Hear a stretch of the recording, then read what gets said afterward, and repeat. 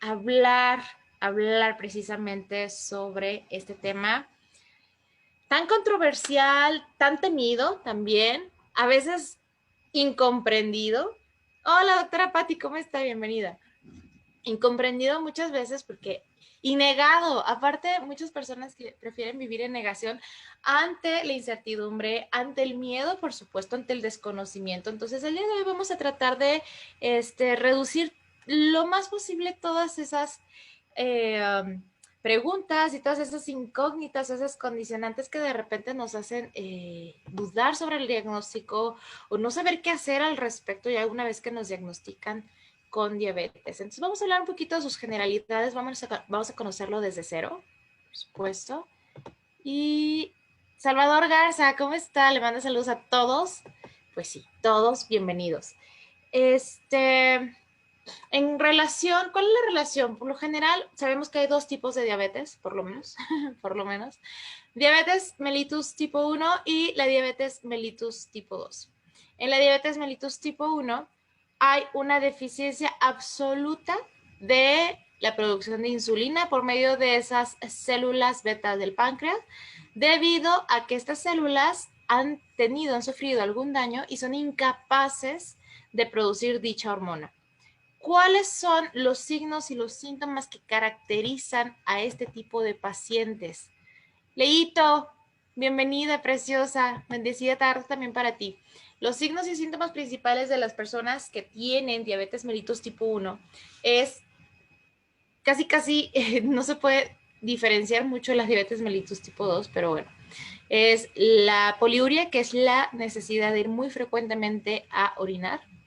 Enuresis, también la frecuencia de ir a evacuar, sobre todo en niños, sobre todo en los que ya tenían controles de esfínteres, o sea, regresan un poquito, tienen por ahí accidentitos, ¿de acuerdo? No tienen ese control nuevamente de esfínteres.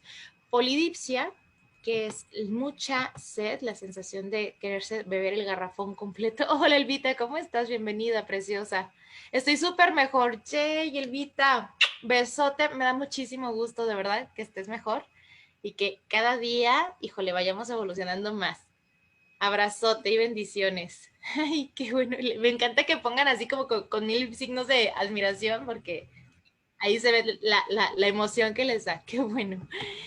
La polidipsia, la polifagia, que es una sensación de estar siempre en hambruna, o sea, realmente con muchísima hambre.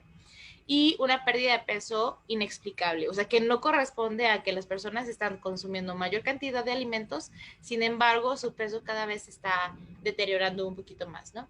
Entonces, esas son las principales características. En cuanto a la diabetes mellitus tipo 2, esta surge por la resistencia a la insulina. O sea, ¿cuál es la diferencia por aquí? Que una tiene un componente a nivel celular, que hay un daño directamente en esas células beta pancreáticas por medio de un componente autoinmune. ¿Qué quiere decir? Que el sistema inmunológico de las personas que padecen esta diabetes tipo 1 está atacando a las células pancreáticas como si se tratara de algún agente externo o un agente invasor. Entonces, el sistema inmunológico tiene una respuesta inflamatoria, una respuesta muy agresiva, exagerada, desfasada y lamentablemente contra un órgano diana, o sea, un órgano en específico, en este caso el páncreas, y muy selectivamente las células beta del páncreas, que son las encargadas de producir esta hormona, para poder coproducir o para poder controlar todos los procesos metabólicos y sobre todo que esa glucosa, que es el principal componente como combustible de nuestro cuerpo, el principal aportador de energía, se pueda metabolizar, se puede utilizar de una forma eficiente. Entonces, cuando esta hormona no es suficiente, vienen descompensaciones, se empieza a elevar los niveles de glucosa en sangre y es cuando nosotros identificamos el problema. Pero vamos a empezar a identificar qué es lo que lleva a esa alteración, por supuesto, y ver de qué manera podemos ayudar en este sentido a trabajar con las personas que tengan diabetes mellitus, ya sea tipo 1 o tipo 2. Les decía, la tipo 2 se diferencia que no hay un componente autoinmune, sino que inicia con un síndrome de resistencia a la insulina.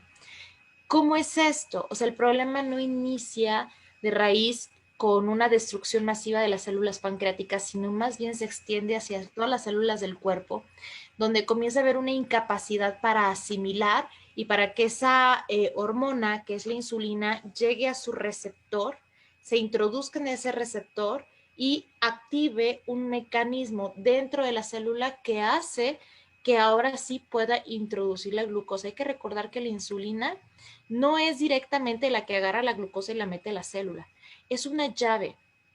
Es una llave que abre un mecanismo dentro de la célula. Ahorita se lo vamos a explicar a lo mejor un poquito más complejito, pero van a ver que lo vamos a desglosar y lo vamos a desmenuzar lo mejor posible, omitiendo cosas que a lo mejor no son como tan necesarias que ustedes las aprendan, pero sin embargo que sí más o menos se enteren de cómo van los mecanismos. Entonces, una vez que hay esa insensibilidad por parte de nuestras células a la insulina, comienza a haber una disfunción ahora sí a nivel pancreático. ¿Qué sucede? El páncreas comienza a deteriorar su función, esas células beta del páncreas comienzan también a oxidarse, comienzan también a morir y entonces ahora sí se va al otro extremo. Ahora sí ya hay una deficiencia de insulina, que es cuando tienen que compensar, que es cuando tiene que venir ese medicamento o esa suplementación, esa insulina de forma exógena, ¿no? Las inyecciones de insulina que tienen que eventualmente llegar a ponerse algunos pacientes, no todos. ¿Por qué? Porque hay algunos que con un cambio en su estilo de vida y con algunos medicamentos que a lo mejor apoyen o que estimulen directamente al páncreas a que produzca una mayor cantidad de insulina, pueden llegar a compensar, pero aquí lo más importante es el cambio en el estilo de vida, porque haciendo cambios en el estilo de vida podemos reducir esa, insensibilidad o esa resistencia que están ofreciendo las células de todo el cuerpo a esta hormona. Entonces, ahorita vamos a ver precisamente cómo va surgiendo el problema, el paso a paso. Esto, como bien lo dice ahí en la diapositiva, es cuando ocurre una incapacidad para aprovechar de forma adecuada la hormona y viene en combinación, como les expliqué, con una deficiencia relativa de esta hormona.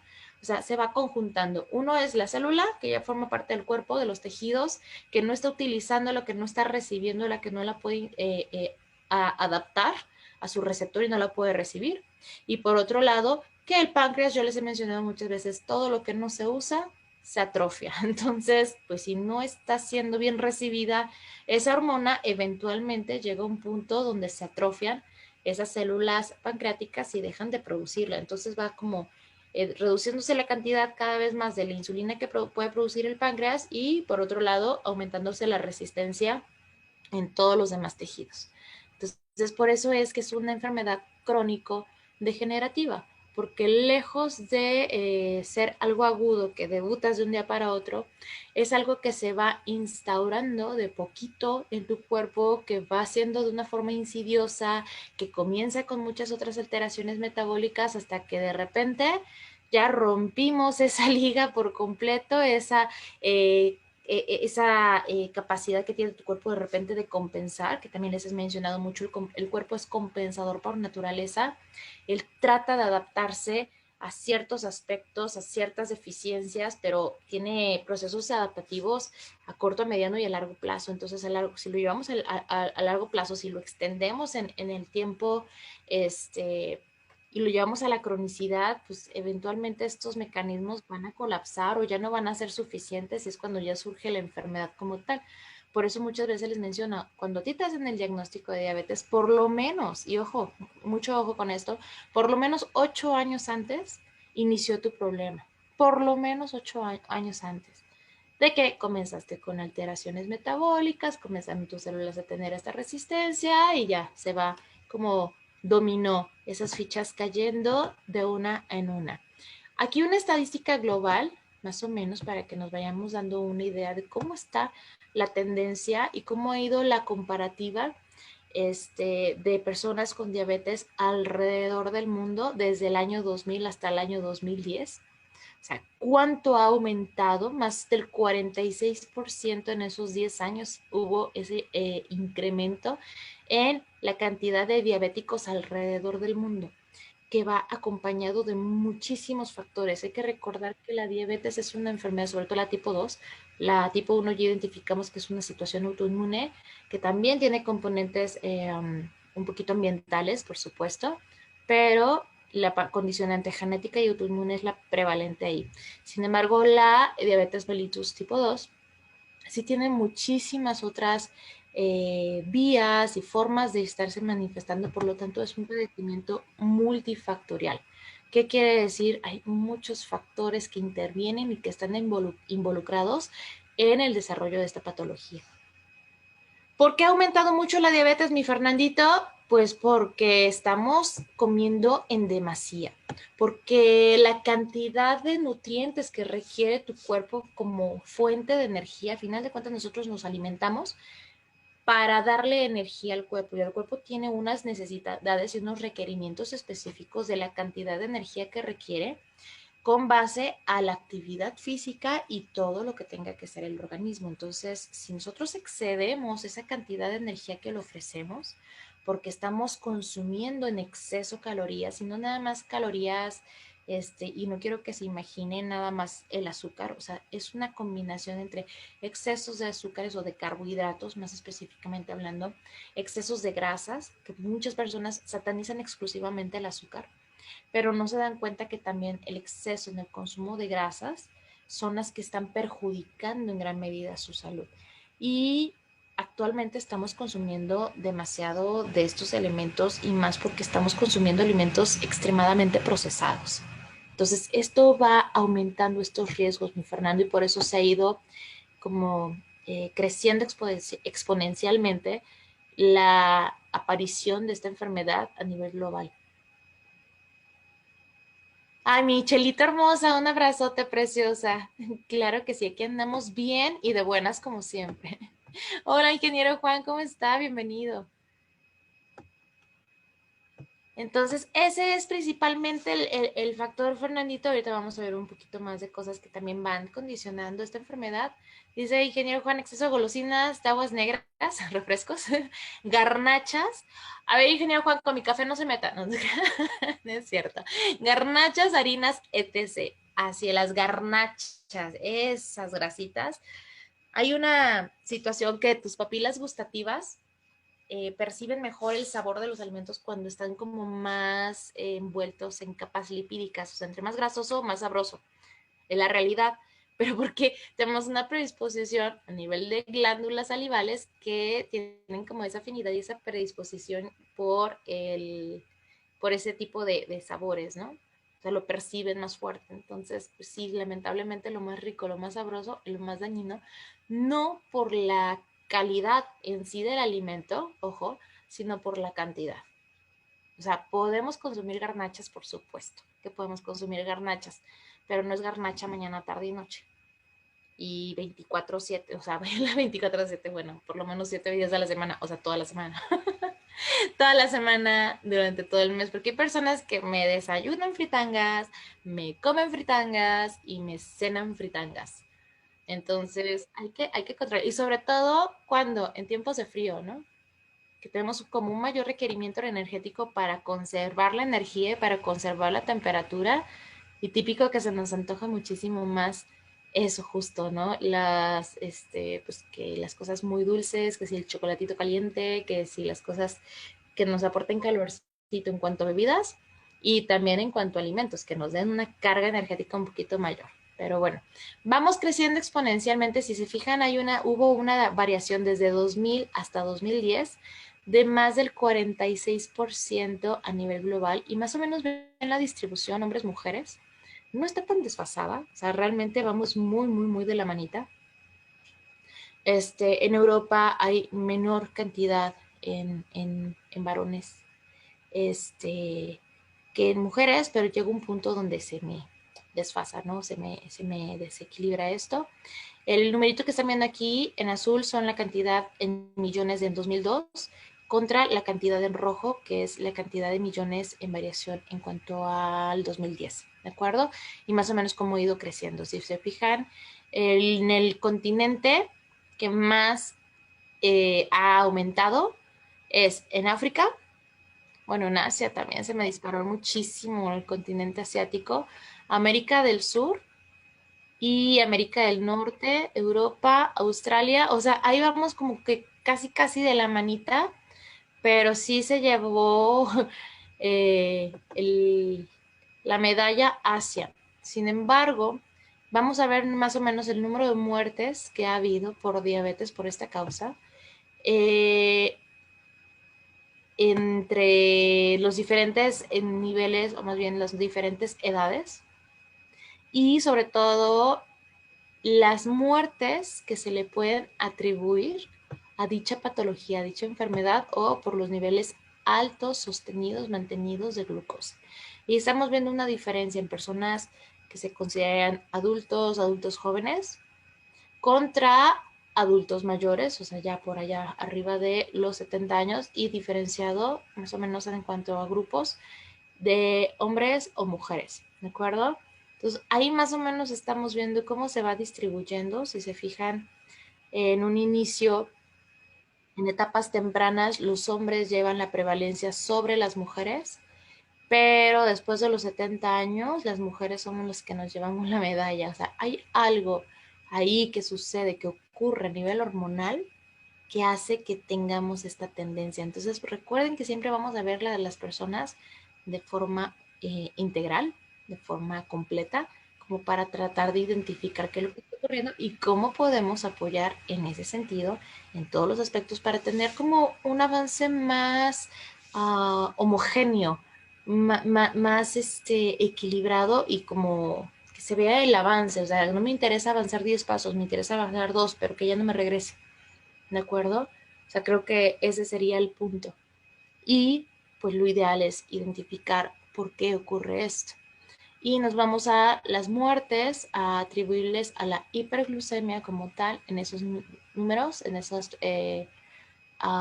igual, los grupos etarios y dividido en hombres, mujeres, ahí sí se me disparó otra vez en hombres mayor, en personas más jóvenes, después de los 70 años, otra vez las mujeres a la cabeza. Entonces, ojo, algo nos está diciendo esto, tenemos que analizarlo. Aquí está un pastelito que más o menos nos identifica en dónde se encuentra la diabetes respecto a otras causas de muerte a nivel global. Aquí están enumeradas las principales causas de muerte a nivel global y acá las estamos viendo entre hombres y mujeres. Si se fijan, va como muy a la par desde 1990, pero algo ocurre a partir de los 2000 que se me empieza a desfasar y conforme más aumenta la edad, las mujeres van agarrando como más fuerza en este sentido y no es porque sea algo bueno. O sea, al contrario, obviamente influye mucho la cantidad de mujeres versus hombres alrededor del mundo.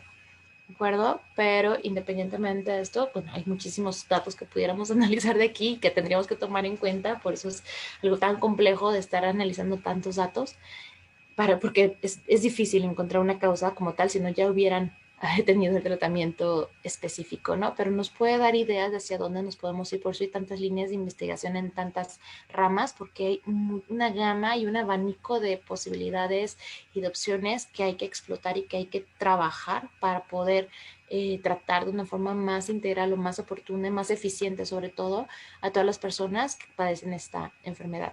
Por aquí les mencionaba cuáles son las principales causas de muerte a nivel global y para que vayan viendo su distribución.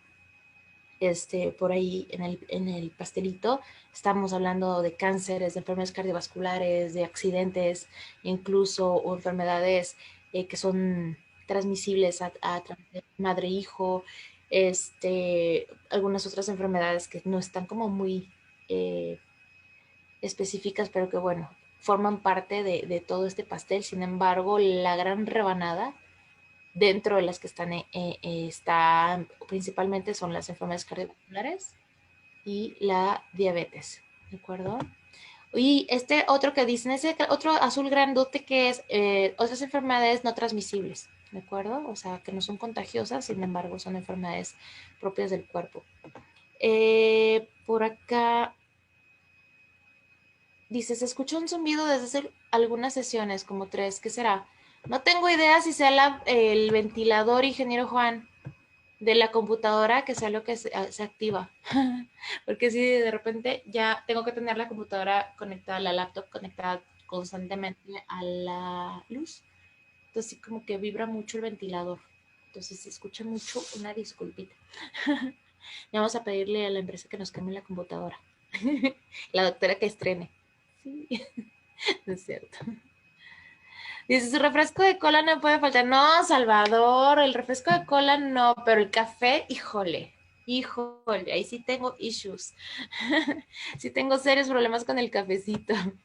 Dice la doctora, la menopausia, la disminución de ciertas hormonas han ayudado a incrementar la diabetes en mujeres. Así es, o sea, es una de las condicionantes, o sea, está muy ligado. A final de cuentas es un eje endocrinológico y no podemos seccionarlo, ¿no? Es hipotálamo, hipófisis, bueno, hipófisis, hipotálamo, tiroides, paratiroides, el timo, que ya es involucionado, glándulas mamarias, el páncreas, las suprarrenales, por ahí arriba los riñones y finalmente pues las gónadas, ¿no? Ya sea ovarios o testículos, ya sea mujer u hombre, ¿no?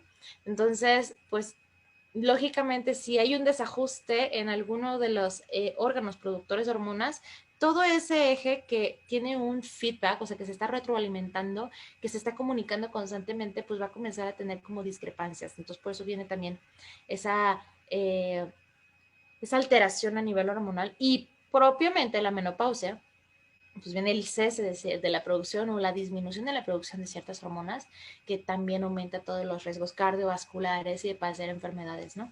Entonces, por eso es importantísimo trabajar y tener una buena salud de forma integral. Dice Blanca Estela, doctor, es un pecado mortal no tomar café. Sí, o sea, yo no permito que me hablen, que me digan nada antes de mi café de la mañana. Es cierto. Este, dice Ale Oliver, dice, hola, ay, mi Ale, preciosa. Si una persona es diabética y se toma complejo B, ay, captopril, que es para la presión alta, pioglitazona, ezetimiba, ezetimiba con simvastatina, o sea, toda la farmacia completa, dapagliflozina, ok, saxagliptina con metformina, puede tomar el RCM. O sea, sí, Ale, dime de una vez, o sea, si está tomando toda la farmacia completa a lo habido y por haber para la diabetes, para la dislipidemia, para tratar todas las complicaciones metabólicas, híjole. ¿Qué crees? De hecho, el complejo B y diabetes, por ahí hay como ciertas discrepancias, entonces por ahí como que la combinación no me suena muy lógica. Alguna otra deficiencia debe tener como para que le ofrezcan ese tratamiento. Pero la pregunta como tal, ¿puede tomar el sistema de RCM? Sí, sí lo puede tomar. De hecho, creo que debería de tomar. Ahorita vamos a ver el por qué, mi Ale preciosa. Vamos a ir desglosando todo. Ahorita nada más es para que vayan viendo la generalidad y entendamos que sí es esta es una pandemia real. No se transmite, o sea, no es contagiosa. Sin embargo, cada vez más personas están azotadas por esto. Dice por acá el ingeniero Juan, la industrialización de alimentos, exceso de endulzantes, sal, grasas, también ha contribuido grandemente a la obesidad y de ahí hacia la diabetes. Estás dando en el clavo. Sí, la industria alimenticia sí nos está jugando una muy mala pasada. Dice, grandioso, el coffee es mi despertador oficial. Sí, de nada, mi Ale preciosa. Sí, efectivamente. Entonces aquí estamos viendo más o menos la distribución, cómo va creciendo o cómo se va alzando esa distribución, sobre todo después de la menopausia en las mujeres.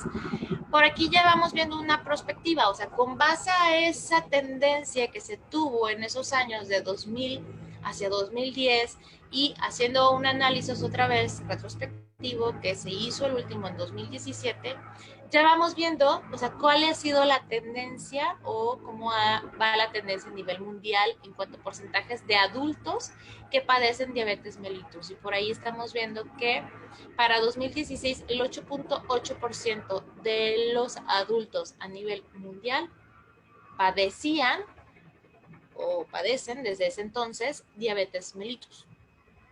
Y la prospección es, o la expectativa sería que para 2045 ese porcentaje, con ese nivel de crecimiento que estamos viendo y cómo está creciendo la población, etc., etc., y sobre todo como la expectativa de vida también cómo se va ampliando, o sea, con todos los parámetros que se pudieran llegar a introducir dentro de estas mediciones, tenemos una prospección que para 2045 habrá un 9.9% de personas a nivel global, estamos hablando de millones de personas, que padezcan en algún momento de sus vidas, que debuten con diabetes. Entonces sí es algo para considerar y sobre todo para ver qué podemos hacer.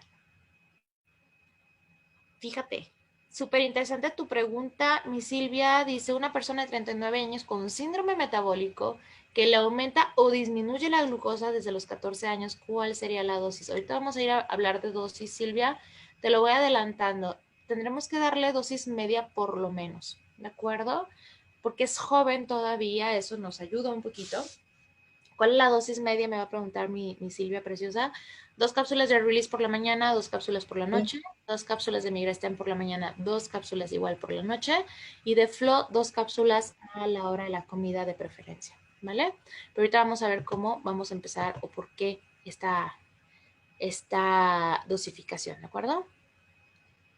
Dice Blanca Estela, mi esposo es diabético y polifarmacéutico. Toma el RCM y ya mejoró de tal forma que ya solo toma 4 pastillitas. Que ese es el objetivo, mi Blanca, que realmente el cuerpo tenga una reposición, que no tengas que estarle suplementando todas y cada una de sus deficiencias, sino que vaya retomando el control, que ese es su razón de ser. Nuestro cuerpo está diseñado para regenerarse, para recuperarse, y esa es una realidad. A partir de que se descubre que tenemos remanentes de células que se llaman células madre adultas en nuestro cuerpo, que son precisamente las encargadas del mantenimiento de nuestros tejidos, de nuestros órganos, sobre todo cuando hay un daño como este que empieza a prevalecer en la mayor parte de las células de nuestros tejidos, como es este proceso de oxidación o de estrés oxidativo que lleva una resistencia a la insulina por medio de estas células. Entonces es recobrarle toda la capacidad de formar un tejido de una forma eficiente, con células viables, con células nuevas, con células sin daño, y que pueda recobrar así la funcionalidad de cualquier sistema o de cualquier órgano. Esa es la premisa. Tu cuerpo lo hace y lo hace constantemente, o sea, lo hace todos los días, sí o sí. La situación aquí es que muchas veces vamos trabajando contra reloj. Ahorita vamos a hablar precisamente del tiempo, ¿va? Pero bueno, así más o menos la expectativa. Ahora, vamos a ver cómo es. Dice, gracias por mencionar mi caso. Me urge ser distribuidor en Chiapas. Alejandro, ya es más tarde. No te creas, Ale. Te mando un abrazote y espero que pronto vayamos ampliando conocimiento para que cada vez más personas se animen a formar parte de la familia STEM, ya sea como consumidor y, por qué no, como alguien que puede llevarle esta información a más personas para que más personas se vean beneficiadas. ¿Cuál es la producción y el funcionamiento de la insulina? Esa insulina que es como el enemigo público número uno, porque me ha tocado N cantidad de personas que de repente en la consulta es, el doctora, yo no quiero insulina porque a mi compadre le pusieron insulina y se murió. O a mi comadre le pusieron insulina y se quedó ciega. O desde que empezó con la insulina se fue peor y se siente súper mal y ya no es el mismo. Y entonces es un pavor a la insulina y una tremenda desconfianza a que se les suministre esta hormona, que el día de hoy espero que ya queden un poquito más tranquilitos con lo que les voy a decir. La insulina también es algo que produce tu cuerpo, lo produce sí o sí, lo produce diario y lo produce de una forma muy eficiente. Nuevamente, el problema es las células y toda la resistencia que le empiezan y todo el bloqueo que le comienzan a hacer a esta pobre hormona. O sea, la mala no es la insulina, o sea, no es la mala del cuento. Lo malo es que ciertos tejidos comiencen a privarse de esta hormona, que no puedan asimilarla de una forma eficiente y que por lo tanto no puedan introducir la glucosa a su interior como fuente de energía. O sea, la glucosa es el principal combustible de nuestro cuerpo y el tejido que más lo requiere y que más lo utiliza y que se ve más afectado ante su deficiencia es es nuestro cerebro. O sea, el cerebro tiene una reserva de glucosa que le alcanza nada más como energía para 5 minutos. Si no hay glucosa en el cerebro, a los 5 minutos se apaga. Así de simple. O sea, cae en un coma diabético que se le conoce comúnmente, ¿no? Que es ante la deficiencia de glucosa dentro de las células nerviosas, llega un punto donde se apaga.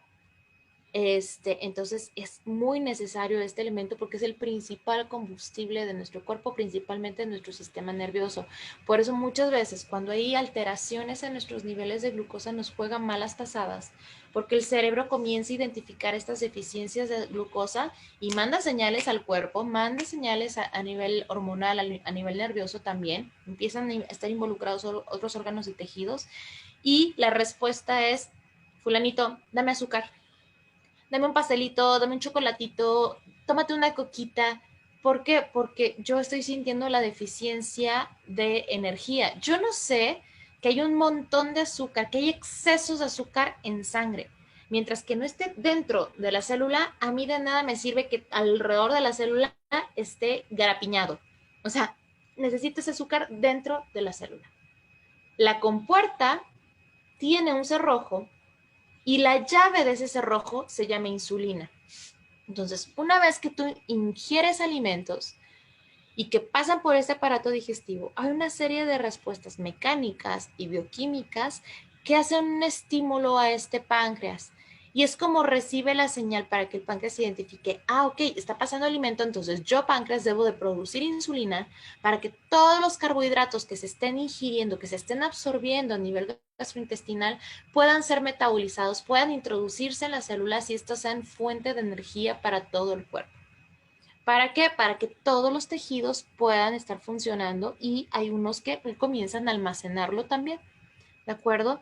Cuando hay excesos de cuando hay una falta de respuesta por medio del páncreas y no hay una buena respuesta a la insulina, hay elementos de la glucosa que se comienzan a almacenar en otros tejidos o el mismo hígado también comienza a utilizar otras fuentes, otros tejidos para la producción de insulina, ¿de acuerdo? Ahorita vamos con todas las preguntitas, porque ya veo que sí se les están surgiendo bastante respecto a cómo tomarlo y demás. Acuérdense que las dosificaciones las vamos a dar al final, una vez que entendamos todo el proceso. Pero vayan dejando sus preguntitas para irlas resolviendo una por una, ¿de acuerdo? Ok, vamos a ver cómo es la vía y les dije que íbamos a tener unos dibujitos medios complejos. Vamos a ver un poquito de cómo actúa esa hormona. Les he mencionado que la hormona es una llavecita, por poner un ejemplo muy gráfico, que activa o que entra en un cerrojo y este cerrojo, aquí está, este es el receptor a la insulina debe de llegar aquí e introducirse, déjenme pongo por acá el spotlight, ¿de acuerdo? Mi spotlight, ¿dónde está? Aquí está. Ok, la insulina debe de llegar por aquí, introducirse en esta zona y a partir de que introduces viene ese receptor a la insulina que empieza a activar una cascada de eventos dentro de la célula. Esta es la membrana celular. Si te fijas, lo único que traspasa esa membrana celular es esta compuertita o este cerrojo por donde entra la insulina o a donde se adapta la insulina y activa todo este mecanismo. Una vez que se activa este mecanismo, viene una serie de respuestas a nivel interno, a nivel del centro, el núcleo celular, donde se producen unas moléculas que se llaman GLUT4. Esos GLUT4 son estos elementos que son los que permiten el paso de la glucosa. Si se fijan, ni siquiera pasa por donde mismo que la insulina. Tienen completamente otra vía para introducirse, pero mientras que no se produzca esta molécula, a través de que se activa todo este mecanismo, no se puede meter la glucosa. ¿Por qué GLUT4? Porque mete 4 moléculas de glucosa a la célula para poder activar ese mecanismo y ese metabolismo de esos azúcares y que dejen como resultado algunos productos de desecho que después se van a ir a través de nuestro flujo sanguíneo a otros órganos para desecharlos. ¿De acuerdo? Principalmente, pues, nuestros riñones que hacen esos efectos de desechar residuos que ya no nos funcionan, productos del metabolismo de nuestros macronutrientes, o sea, ya sea de hidratos de carbono o azúcares, grasas o proteínas. ¿De acuerdo? En este momento estamos hablando de la glucosa. Entonces, así es como actúa más o menos este GLUT4, cómo va introduciendo esas glucosas y para qué me funcionan todos estos mecanismos que están estimulados por medio de la insulina. Si se fijan, algunos están involucrados en el crecimiento celular y la diferenciación celular, o sea, mantienen la funcionalidad de tus células. Otros están involucrados en la síntesis de proteínas, porque el cuerpo y la célula principalmente, que es la unidad anatómica y funcional por excelencia de todo el cuerpo, está diseñada para producir sus proteínas. Es su única razón de ser. Producir proteínas y estas proteínas son utilizadas como señalizadores, como estructuras, de muchísimas formas, ¿de acuerdo? Otra vía que ayuda a inhibir la gluconeogénesis. ¿Por qué inhibir la gluconeogénesis? Porque si no hay este paso de glucosa, si no se activan todos estos mecanismos, esto no se activaría. Por lo tanto, habría una señalización aparte, por otro sentido, en el cual la misma célula le solicita al cuerpo, en este momento, o en este caso le solicitaría al hígado, glucosa. O sea, él no se ha enterado, como no ha introducido ni una sola molécula de glucosa, como no se ha introducido, no se ha activado por medio de esa insulina, todo este mecanismo que estamos viendo aquí descrito, entonces él entra en pánico o entra como en un estado de alerta que dice, ah, caray, no está entrando alimento. Empieza a entrar en pánico de decir, en la torre, o sea, estamos en sequía, porque para él todavía somos nómadas, todavía tenemos que ir a cazar mamuts, todavía, o sea, para nuestro cuerpo no existen los Oxxos en cada esquina, o sea, para nuestro cuerpo todavía tenemos que estar persiguiendo el alimento, entonces en cuanto no entre ese combustible a la célula, entra en pánico y empieza a levantar otra serie de moléculas o de por otra vía que el hígado produzca ese proceso que se llama gluconeogénesis, que es la producción de nuevas glucosas. Entonces ya no nada más está en torrente sanguíneo el azúcar que tú consumiste de tu dieta, sino que también está la glucosa del hígado que tu cuerpo está produciendo para mantener su funcionalidad, ¿de acuerdo? Por eso es que tenemos que ver picos cada vez mayores de insulina por ahí en el cuerpo. Recuerden apagar sus micrófonos. Perdón, apagar tu micrófono, allá. Ya se apagó. Asunción me parece que era. ¿De acuerdo? Entonces, más o menos hasta aquí vamos bien. Y también esto puede llegar a generar más problemas porque se van acumulando entonces más residuos y más glucosas en el cuerpo. Por eso, de repente hay personas que dicen, es que no entiendo por qué se me está subiendo la glucosa si yo llevo la dieta adecuada. Pero hay que ver todo lo que se tiene que depurar y el daño que tuvo esa célula como tal. ¿De acuerdo? Como para que esté levantando esas respuestas si no logremos el equilibrio. Entonces, así es como viene toda esta respuesta. Aquí está un poquito, esta era como la fase sencilla, la síntesis, el resumen. Esto es realmente todo lo que ocurre dentro de nuestro cuerpo. Todas estas moléculas se activan gracias a la acción de esa insulina dentro de este receptor. Actúa toda esta cascada de señalizaciones para, a final de cuentas, que tu núcleo celular produzca esa molécula GLUT4 e introduzcas esas 4 moleculitas de glucosa.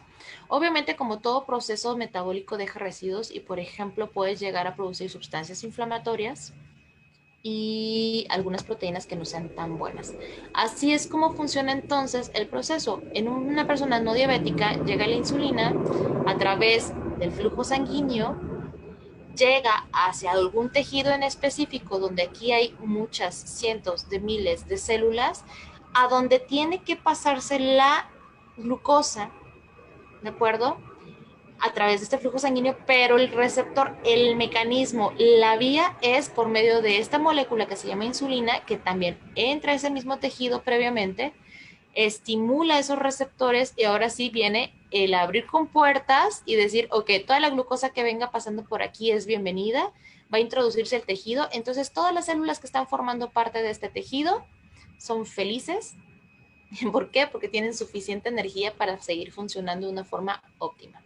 El problema en el diabético es que no hay insulina porque el páncreas no la está produciendo o porque el tejido tiene una resistencia a esta molécula y no le está dando cabida, no está pudiendo entrar porque el cerrojo está oxidado. O sea, cuando hay estrés oxidativo, se oxida ese receptor a la insulina y por lo tanto la llavecita no entra. Por lo tanto, toda la glucosa, lejos de estar distribuida en todas esas células de este tejido, pues se empieza a acumular. Si se fijan aquí, la cantidad de glucosa que estamos viendo en este interior de este vaso sanguíneo, pues son relativamente pocas porque tienen que ir a otros tejidos también y seguirse distribuyendo, pero en este caso únicamente se están quedando por ahí en torrente sanguíneo. Entonces, ¿qué va a ocurrir con estas glucosas que se están quedando en este torrente sanguíneo? En primer lugar, van a afectar también la estructura del vaso sanguíneo. O sea, van a comenzar a hacer que esas glucosas puedan llegar a adherirse, a pegarse en las paredes del vaso, de la arteria, y empezar a hacer unas obstrucciones y unas restricciones en cuanto al flujo de sangre. Por eso es que muchas personas o muchos diabéticos eventualmente comienzan con problemas de presión arterial, porque es la secuencia, es como va el daño avanzando.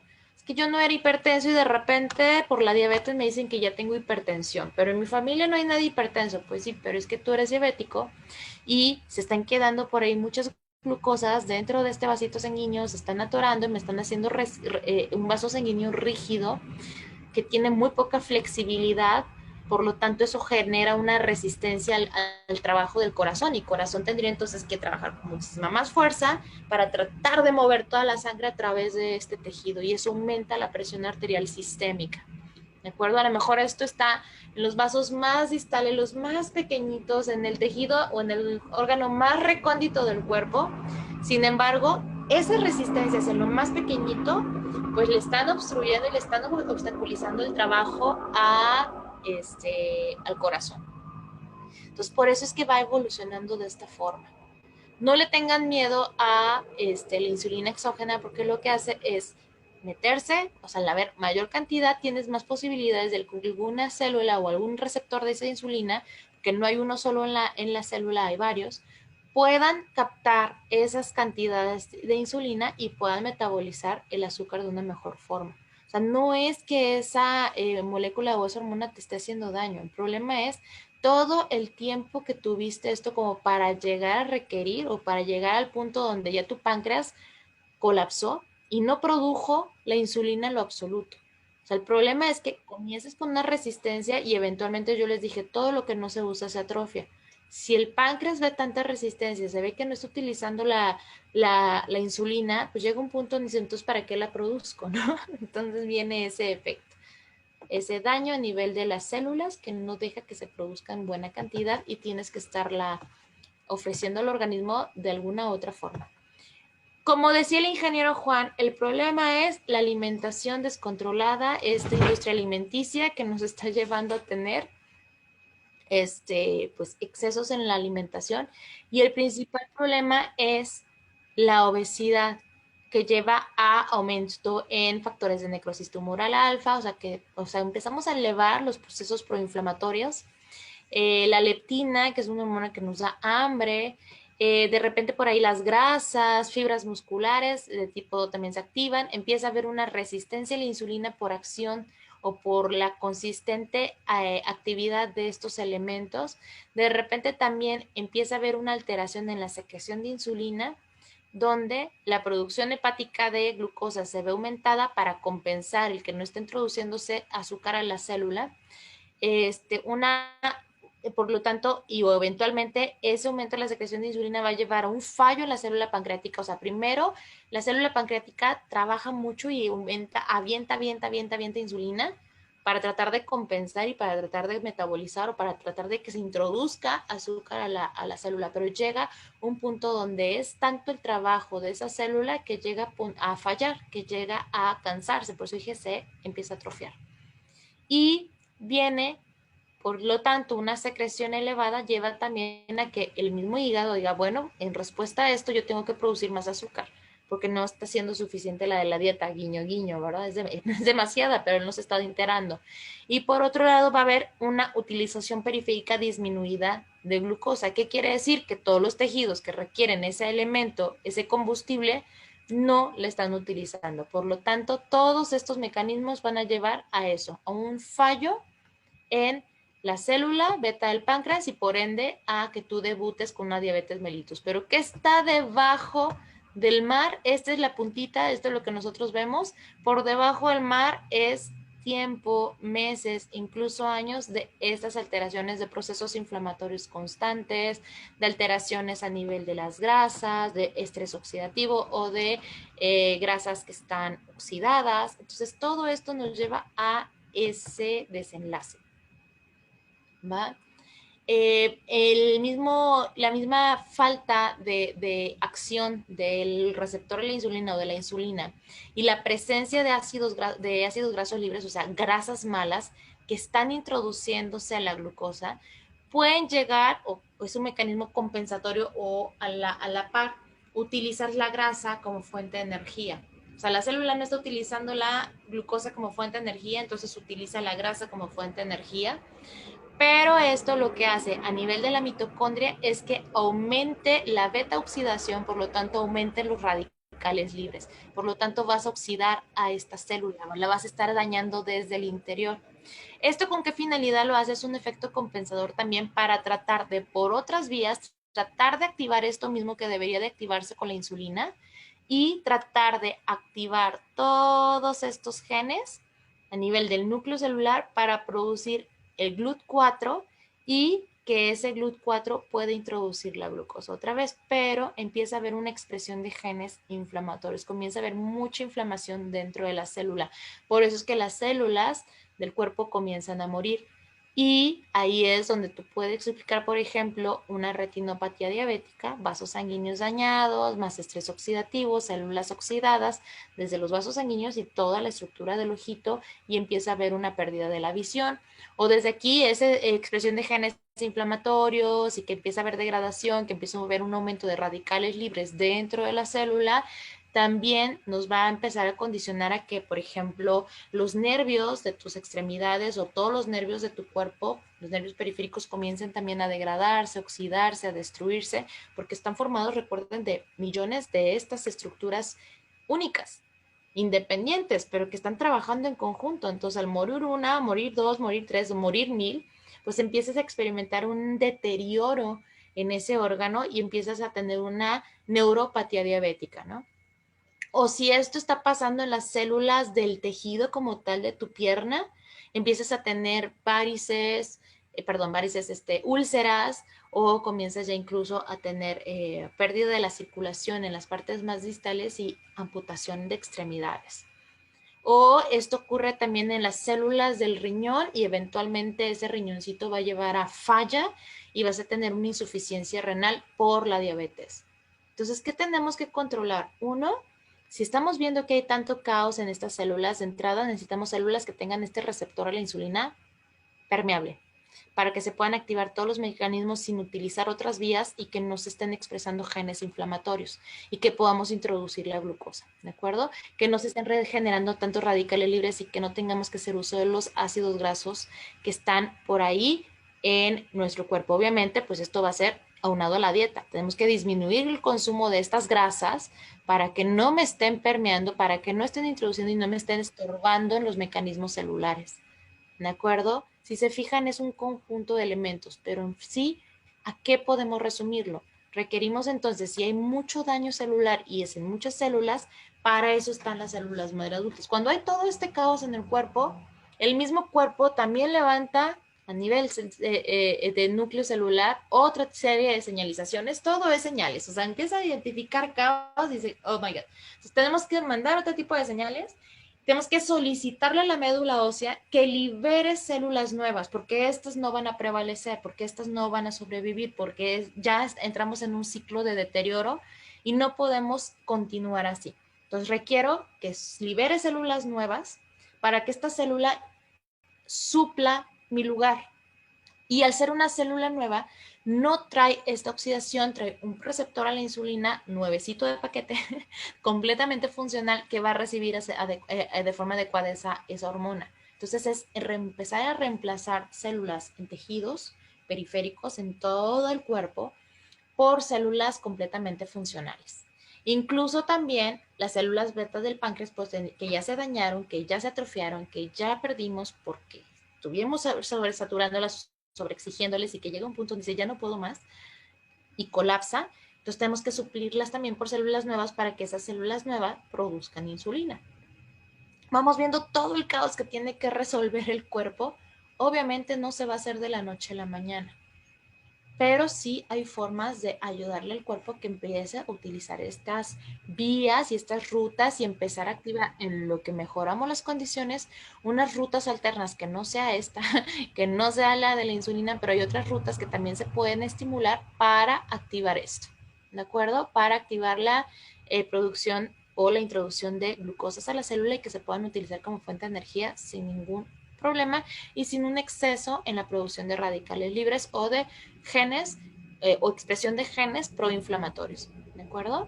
Entonces, a grandes rasgos es esto, pero imagínate esto multiplicado por miles de millones de celulitas en todo tu cuerpo, en tu cerebro, en tus nervios, en tus riñones, en tu ojito, amén de lo que tiene que ser las células del hígado también para compensar. O sea, todo el cuerpo se ve alterado y otra vez, la insulina es una hormona, entonces también el eje endocrinológico, todas las hormonas del cuerpo comienzan también a tratar de compensar y solventar y también se vean afectadas de alguna forma u otra en algún punto. Y más si llegamos a una menopausia donde hay un cese de la producción, una disminución en la producción de dichas hormonas de forma pues esperada y natural, ¿no?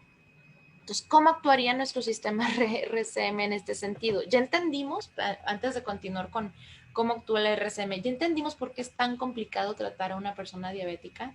O sea, porque nada más se enfocan en bajar la glucosa en la sangre y mete insulina, ajá, y todo el caos que ocasionó que hubiera esa resistencia a la insulina y todo el caos que ocasionó el no haber tenido esta recepción adecuada de las glucosas o no haberlas utilizado dentro de la célula y todo el estrés oxidativo que se está generando en nuestro cuerpo, ¿cómo lo vamos a contener? O sea, esta es una pequeña vía, o sea, recuperar la insulina es una pequeña vía, pero ¿y todo lo demás? Entonces, precisamente por eso la nutrición ha tomado auge en este sentido, porque la nutrición, entendiendo todos los procesos moleculares que se llevan a cabo, podemos empezar a utilizar como unos hacks, como unos como atajos para pues pasarnos o saltarnos este pasito, pero de cualquier forma estimular de una forma adecuada otras moléculas que nos pudieran hacer el mismo efecto como si de la insulina se tratara y evitar la sobreproducción de radicales libres o los radicales libres que se van produciendo propios de la respiración celular, propios de la respuesta metabólica, pues que se puedan compensar. Recuerden que yo siempre les he dicho que no existe yin sin yang, no existe positivo sin negativo en el cuerpo. Tu cuerpo produce radicales libres, pues tu cuerpo produce antioxidantes. Pero el problema es cuando los radicales libres superan a la cantidad de antioxidantes que puede producir tu cuerpo. Entonces ahí necesitas compensarlos o suplementarlos en este caso. ¿Va? ¿Cómo es? Muchas veces, fíjense cómo entender cómo va yendo el caos, podemos organizarlo mejor en nuestra mente y decir, ah, ok, entonces ya sé que el cuerpo tiene que empezar a reestructurar de cero todo lo que se colapsó. O sea, que realmente la diabetes, como vimos en la diapositiva anterior, esto de aquí arriba, no es más que el efecto de todo este deterioro y todas esas alteraciones a nivel celular. Entonces, ¿tiene que ir acompañado de cambios en mi estilo de vida? Sí. ¿Sí o sí? Sí. Por supuesto, no podemos seguir metiéndole grasas saturadas a nuestro organismo, alimentos sumamente procesados, y no podemos estarle metiendo azúcares de pobre calidad, porque hay azúcares de todo, ¿va? Hay azúcares de muy alta calidad y hay azúcares de mala calidad. ¿Cómo diferenciarlo? Las fructosas, que son un poquito de mejor calidad que un azúcar pura, el azúcar blanca que ustedes consumen, ¿no? O las harinas refinadas que están con más carga de azúcar que nada. Entonces, todo eso es empezar a restringirlo y mejor utilizar fuentes de energía, de carbohidratos, porque los carbohidratos no son los malos. Hay que encontrar carbohidratos de buena calidad que nos aporten energía, pero con un bajo índice glicémico, o sea, con una baja tendencia a aumentar la glucosa en sangre, para que sea más fácil recibir esas glucosas a través de estas membranas e introducirlas a la célula. ¿De acuerdo? Ay Dios, empieza a haber muchas preguntitas. Vamos, vamos. Ahorita voy a leer todos sus casitos. Espero que hasta aquí vayamos bien, que ya se esté entendiendo y ya veamos por qué evoluciona hasta donde evoluciona de retinopatía diabética, insuficiencia renal, neuropatías diabéticas, pies diabéticos y etc. diabético, ¿no? Entonces, y la hipertensión y todo esto. Entonces es entender que el cuerpo tuvo mecanismos de compensación que fueron sobrepasados y que de repente pues ya el cuerpo nos sorprende con que ya se cansó y nosotros tenemos que reparar todo eso, ¿va? Pero entendiéndolo. Les decía que nuestro cuerpo produce, libera células madre adultas todo el tiempo las utiliza, o sea, todos los días las utiliza, todos los días las libera, de forma constante. La situación es que conforme va avanzando la edad, nuestra médula ósea cada vez es menos capaz de liberar grandes cantidades de células y es cuando más se requiere. Entonces, por medio de nutrientes, es importante recobrar esa capacidad, es regresarle al cuerpo un poquito de esas características que requiere para volver a funcionar como cuando teníamos unos 3, 5, 10 años menos. ¿De acuerdo? Volver a trabajar con esa médula para que recobre esa capacidad de liberar mayor cantidad de células madre adultas. ¿Por qué? Porque entre más células madre adultas tengas en circulación, junto, a ver, déjenme regreso diapositivas, junto con todo esto, o sea, que vayan aquí también células madre adultas y a lo mejor no se está permeando la glucosa todavía y no se está permeando la insulina, pero sí están migrando una célula madre adulta a este tejido que está empezando a tener resistencia a la insulina. Y todo esto que se está atorando aquí llega a la célula madre adulta, se introduce este tejido y es una célula madre adulta que tiene un receptor adecuado, que sí va a ser bien estimulada y que va a comenzar a recibir más glucosas de esto. Entonces se va a bajar eventualmente los niveles de glucosa que tendremos en sangre. Al mismo tiempo que se irá reparando el tejido que empezó a tener ese daño en sus células y que se fue deteriorando. Si este es el tejido, por decir, de tu pie, pues empezará a reestructurar toda la parte del pie para evitar que te lo tengan que amputar, ¿no? O que si es el tejido del riñoncito, pues para que siga filtrando, que esos filtros estén pero si bien puestos y no estén tirando o dejando salir cosas que no les sirven, ¿va? Espero que hasta aquí se vaya entendiendo un poquito mejor. Entonces, entre mayor cantidad de células madre adultas tengamos en liberación, más fácil va a ir a colocarlo tu cuerpo de una forma eficiente a diferentes tejidos, a diferentes órganos, va a ir reestructurando todas las deficiencias que se tuvieron y esas células van a ser pues, células completamente funcionales nuevas que una vez que llegan al tejido empiezan a diferenciarse, empiezan a tener las características de ese tejido y a funcionar como tal. ¿Va? Entonces, todo